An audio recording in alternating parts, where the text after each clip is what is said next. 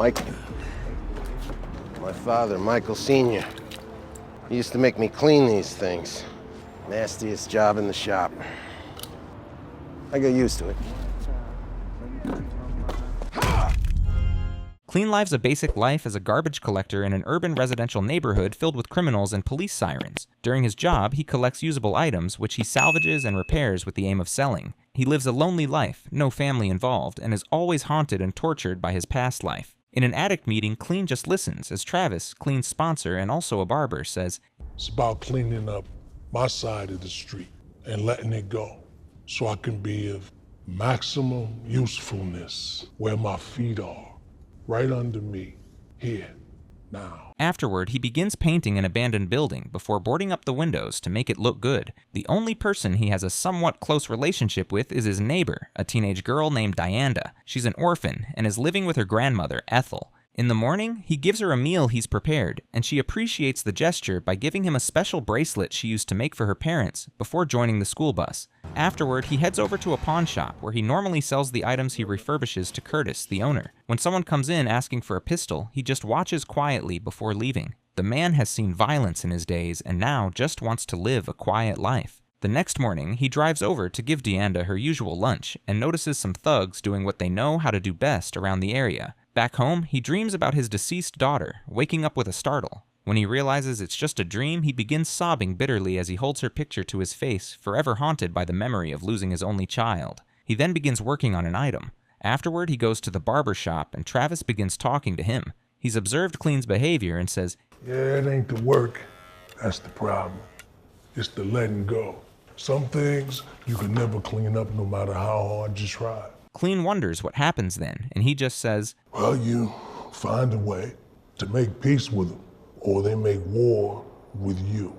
It's just like the man is speaking directly into Clean's soul. On the other hand, there's a man named Michael who's waiting at the front of the prison with some of his men to pick up his son, Mikey. His joy of seeing his son released soon sours when Mikey's gang zoom in, welcoming Mikey back to the lifestyle. From the looks of things, it seems the boy hasn't learned a thing from his stay in jail. He doesn't even bother meeting up with Michael. Instead, he follows his gang off in their car without a backward glance. Though Michael is annoyed with Mikey's behavior, he decides to let it slide. When Clean reports to work, he is given some new routes, and he immediately sets out with the truck for the night. Coincidentally, he makes a stop close to a seafood restaurant owned by Michael, and he begins picking the trash. He notices Michael's men unloading cartons of fish from a truck, but it doesn't seem like just a normal fish business from the looks of the men.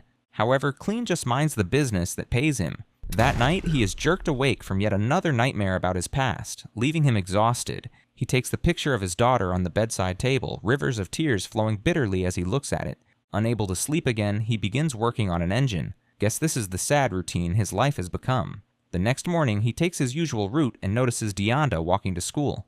Apparently, the bus no longer comes to the neighborhood because of service cuts and Ethel's car is broken down. Clean decides to take her to school. She notices the bracelet she gifted him on his keyring, and she wonders if he misses people. It's actually a valid question because she always sees him alone, not even in the company of any woman. As expected, Clean just says, "I ain't really good at all that." Later that evening, Mikey finally arrives at the restaurant, but Michael isn't happy since he's late. He has work for him to do, but Mikey isn't in the mood to smell like fish. In the back room, Michael does the honors of opening up a fish. However, he isn't prepping to cook, but rather takes out the drug hidden inside the fish's body. Apparently, that's his main line of work, and the restaurant is just a front. He's involved in drug trafficking, which is smuggled through the bodies of the fish, all the way from China. Taking note of the numbers, his men notice that they're short of 5 pouches of drugs. Mikey feels it's nothing compared to the 200 grams they have, but Michael grabs his son and says, "You let the small things slide. You be failure." The next morning, Clean drops off a bike for Dianda and leaves a note alongside. Ethel comes out, reminding him Dianda's not his daughter and making it clear they don't need saving. Well, Clean is actually trying to save himself. She recounts how the neighborhood used to be, a far cry from what it has turned into now. Looking around, Clean just begins walking to his car. She mentions the volunteer work he did on the abandoned building, stating he's a good man, but Clean just disagrees before driving off. At the barber shop, Clean tells Travis about the bike, recounting how he got a similar one for his daughter. She was such a wild spirit, riding without her training wheels even though she usually had scrapes on her knees every night. Clean misses her so much and he can even envision her riding her bike without a care in the world. His smile soon turns into bitter sadness and Travis comforts him. Meanwhile, Michael listens attentively to the sermon in church while his men go through the process of bagging and distributing the drugs. Guess that's their own version of sharing 5 loaves of bread and 2 fishes to the crowd. After the service, Michael stacks some cash on the rosary before leaving. The church is just a stone's throw from his restaurant, and he meets his men unloading the fishes his Chinese partners have brought. Before the Chinese even realize what's happening, Michael takes a hammer to one's face, knocking him down. His men hold the other 2 in place, and he just tells them to watch as he begins smashing the man's face. He does this until there's not much of a head left, and Mikey just looks in deep shock and horror at his father's brutality. Michael orders the remaining 2 to check their scales next time, then gives Mikey some work to do before entering inside. That night, Clean comes to do his work and notices the blood and glasses of the murdered Chinese man. He looks towards the restaurant, then looks at the trash again, but doesn't do anything about it. Michael suddenly appears behind him and apologizes for the smell, but Clean just tells him he's used to it. When he offers a cigarette, Clean declines. He even offers a tip, but Clean still declines before driving off. The next morning, Clean's car breaks down during his drive. He comes down to assess the problem and notices some thugs pursuing a guy into an alley. As he closes the bonnet, he hears the guy's voice and is unable to ignore like always this time. He heads over to the alley and sees the thugs mercilessly beating the guy. When they notice him, they fearlessly gang up on him and one whips his head from the back, knocking him out. Clean wakes up in a hospital, memories of his daughter playing in his head. Afterward, his head has been stitched up and the doctor prescribes some medications for him to take. However, Clean refuses, making the doctor say, "I don't know what kind of shit you put yourself through, but it's a miracle you can even walk. And I'm talking about your injuries before this incident. Take the meds."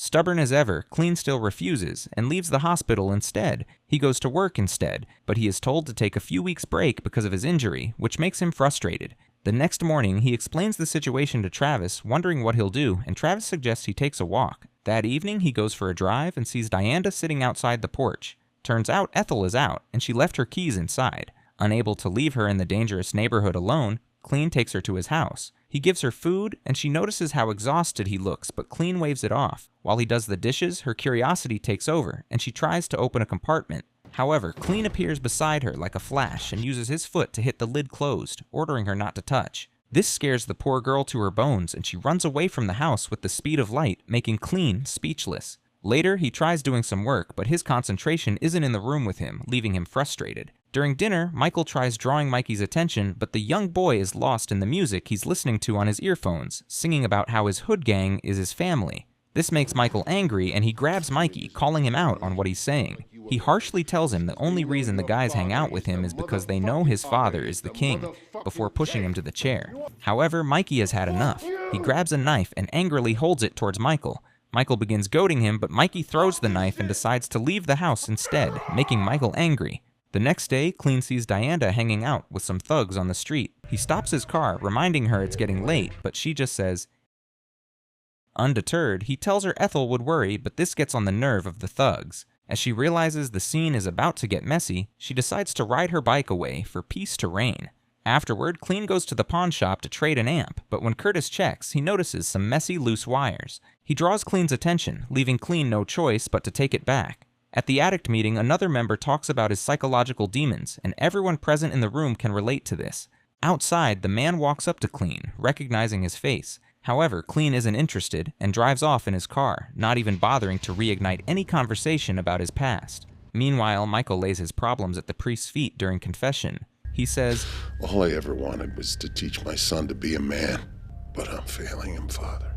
The priest just gives him a comforting word, urging him to persevere. The next day, Clean continues his volunteer work on an abandoned house, but he injures himself, making him frustrated. However, he notices movement inside through the boards and decides to check it out. Inside, he finds a red box with a large wrench placed inside. Seems like the movement was just a figment of his imagination.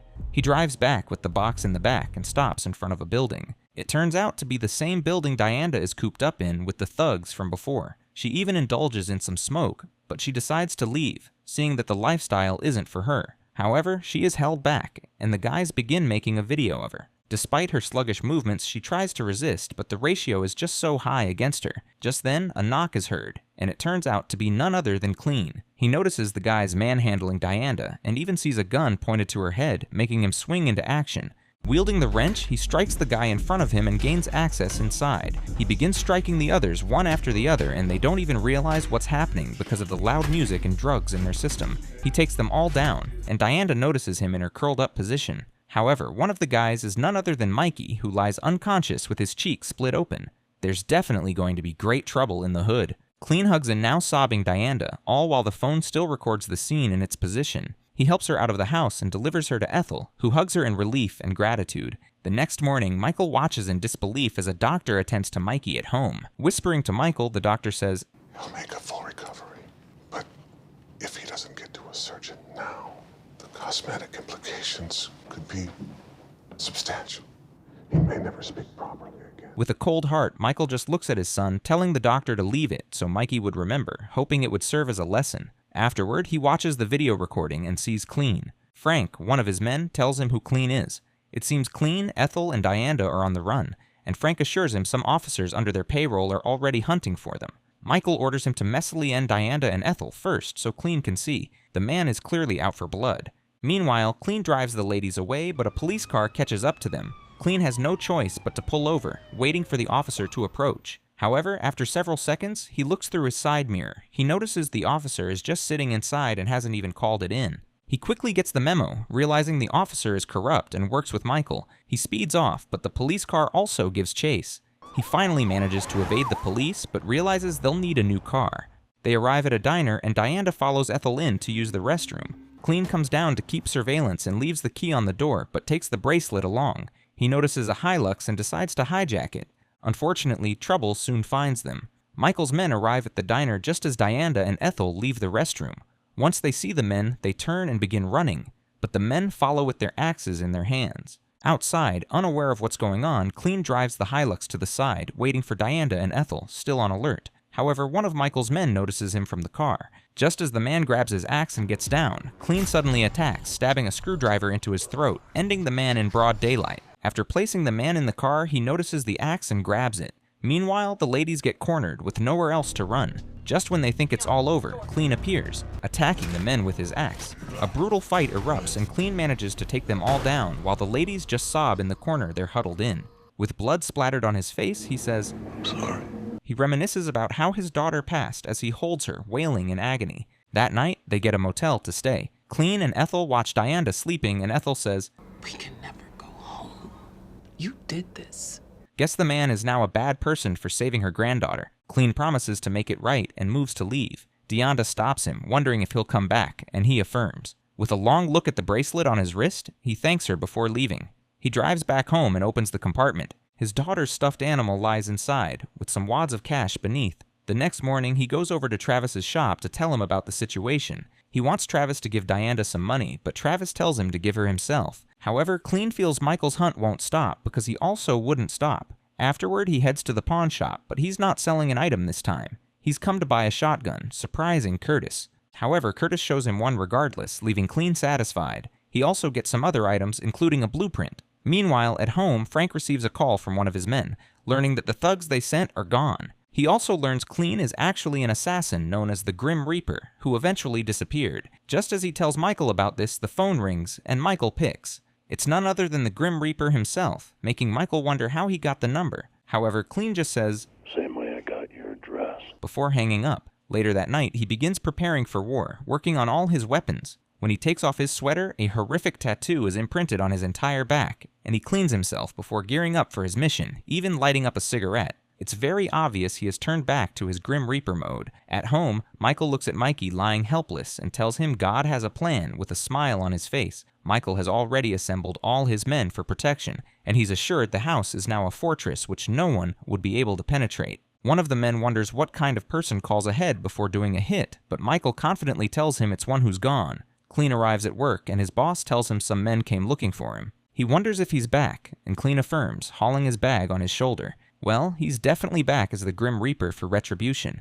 Lighting up a cigarette, he soliloquizes. He never really knew his father or what he did, but knew he was tough. When he was really young, he watched him pass on. His father looked at him, more surprised than anything, and didn't say goodbye. That look has always stayed with Clean, and he feels his father was trying to teach him a lesson. His father used to say he's allergic to demise, and it may just be true. Sitting at the front of Michael's yard, Clean rigs up an explosive and begins moving towards his garbage truck with purpose. Several bodies of men litter the ground, no doubt Clean's handiwork. It seems Michael's formidable fortress is about to crumble. Inside the truck, he looks at a picture of his daughter, reminiscing about a happy memory as he unfolds the part containing him. Meanwhile, in the house, Michael and his men make a toast to fatherhood. Before they know what's happening, Clean's truck crashes into the house, making them all flee for safety. So much for a formidable fortress. Clean takes out the special shotgun he's created and whispers, just as the explosion blows outside, taking out the power supply. The men spring into action and begin firing at the truck. However, when they open the door, they don't find Clean inside.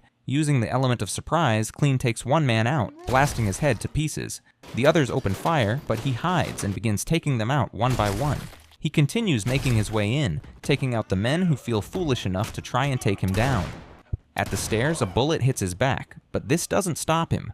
When one attacks with a knife, he easily overpowers and decorates the man's body with the knife, splaying him open. He takes down more men, ending one with a flare gun shot inside his mouth. He sees the housekeeper and she directs him to where Michael is. Smart woman. Michael attacks with his own shotgun, but Clean dodges. With so much anger, he begins shooting, but Clean advances onto him. They get into a fight, and Michael gets the upper hand, beating Clean mercilessly. With each terrible blow, Clean hallucinates about his past, until he focuses on his daughter. Strengthening his resolve, he stops Michael's next punch, hitting his head instead. Just like that, he gets the upper hand and ties the man's neck, landing severe blows. Mikey observes this from a doorway, and Clean notices him. Michael also notices, thinking his beloved son has come to save him.